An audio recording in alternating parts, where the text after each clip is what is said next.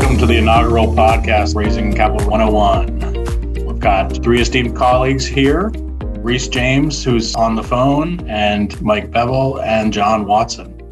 Myself, Tom Vogler, we are hoping to take you through some of the interesting aspects of raising capital, from startups all the way to established companies. There are a lot of footfalls, nuances, things that we can explore in depth. Hopefully, we'll be able to take you through, the whole life cycle of capital raising, from the startup to the established. And we'll spend a lot of time focused on real estate companies and some of the nuances of that. Yeah, this is Mike Bevel, associate here at KVCF. I think our goal is to view something that's typically viewed through a business prism, capital raising and deploying capital and executing business plans, and apply a legal viewpoint to it, the nuances of who you can raise money from, how you do it, what channels are available, the best ways for the business to ultimately reach those goals, which sometimes isn't capital raising, but a lot of times it is. So we want to dive deep into how to actually execute it. Yeah, I think the interesting part is we get calls daily from people who either have started the capital raising process through friends and family, realize that they've now kind of gone into an area that is heavily regulated. Surprisingly, people do not think that small fundraising, you go to your friends, you go to your country club, they don't think that there are reporting requirements or exemption requirements or filing requirements. But amazingly, regardless of the size of the offering, you're subject to the same securities laws, acts, rules, and we'll be running through some of those. We'll introduce the Securities Act, the Exchange Act, some fund advisor issues. When you get more sophisticated, the more deals you do, obviously, the greater scrutiny there is on your overall operation, whether you are now a fundraiser or whether you're operating a business or operating a real estate company. I think the hardship is that there is a cost to raising capital, and we, as a firm, try to do that as efficiently as possible. But whether you're doing a $1 million raise or $50 million or $100 million raise, sometimes the cost can be the same.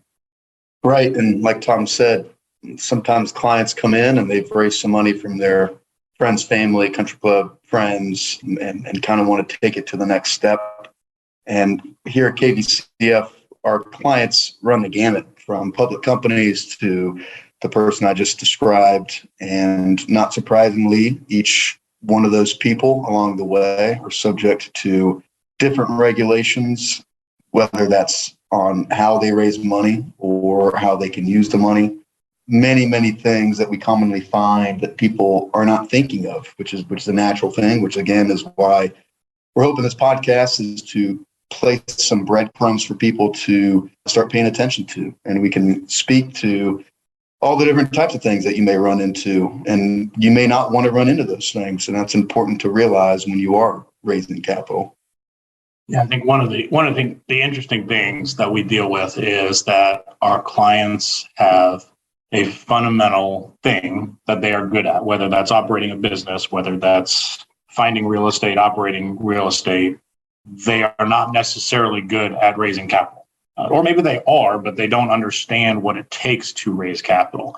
And it's usually a secondary aspect of their business. And so, we have to come in and educate on that process and make sure that it is done correctly. One of my conferences about 10 years ago, a lady by the name of Dennis Crawford was the securities commissioner in Texas.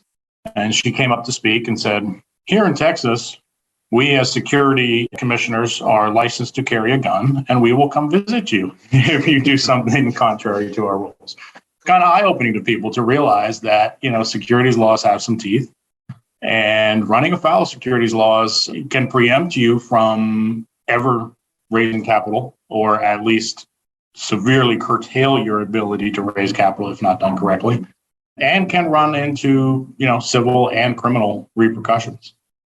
We here in Virginia have a very stringent commission, does like to make sure things are done correctly. And we've had clients that we've had to help through issues with the State Corporation Commission here in Virginia. And we help people avoid some of those nuances people don't realize. State administrators are looking at websites. They have searches done on filings that are done to see if you are in their state. They very often like to look at any type of public, I wouldn't call it advertising necessarily. People don't realize that it's advertising on social media, talking about what they're doing. It's not too hard to then immediately do a search and see if you've complied with the state's laws. Yeah, I think, Tom, you just raised a couple important teasers there of when you're raising money, maybe not shockingly, that if you're raising money from people in Virginia, people in Georgia, people in Texas, you're then subject to 3 separate state legal regimes on what you can and can't do, what you have to file, who you have to file it with. And then you have the big gorilla in the room, like we always joke about, the federal government, the SEC, and what you're required to do with them. Even if you are exempt from some of the bigger filing requirements, there's still things you need to file with them and rules you need to follow. And another point, Tom, you said, if your business is not raising capital, but now you're raising capital, well, what if now a big part of your business is raising capital? Then all of a sudden now you're subject to all different rules of, that state commissioners, federal commissioners, semi-public, private commissioners. I'm referring to the FINRA regulators, and what you can and can't do. So, it's a labyrinth of things that you have to think about. So our hope is to give people a little bit of a primer of what to expect, what to ask, whether that's, going to a broker-dealer to promote your sales effort, whether it's by yourself, just so you can know what questions to ask, know what, potentially file, depending on which way you're going, private, public offerings, whether it's intrastate or interstate. There's different rules depending on, like Mike said, you go outside of a couple states, now you're in the federal regime, but you still are probably subject to the state regulations, or you have to make sure you're exempt. And what do you need to do to make sure you are exempt in those states? So hopefully we'll be able to provide some insight into some of the more interesting topics and some of the more complex topics. We hope to go as in depth as people want. And, again, it's all about efficiency and making sure that people can conduct the primary business that they're in. Fundraising should never become a primary business unless that's the end objective.